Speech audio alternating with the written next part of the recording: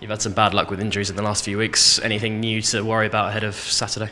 Yeah, well, Ryan's still sort of struggling at the moment, so I'm not quite sure how he's going to be, which is disappointing. So we trained sort of for one day at the end of last week. We were hoping he was going to be available for the match, and then he took a turn for the worst the day before the game. So, and he's struggled this week as well. So we'll need to wait and see.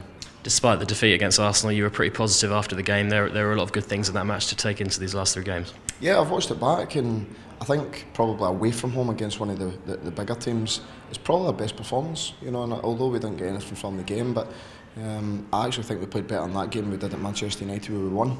And I think that's the sort of fine margins at times at this level. So we just need to make sure that we take that type of performance into this game, and if we can do that, it gives us a great chance.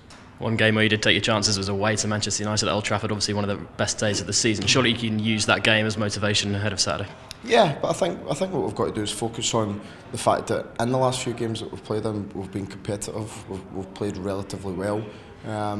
We just need to make the difference, really. I mean, whether it be somebody producing a bit of quality that ends up in a goal, or somebody just sort of committing maybe a bit more in terms of going forward, just to make sure we sort of make best use of the pressure that we're applying to opposition.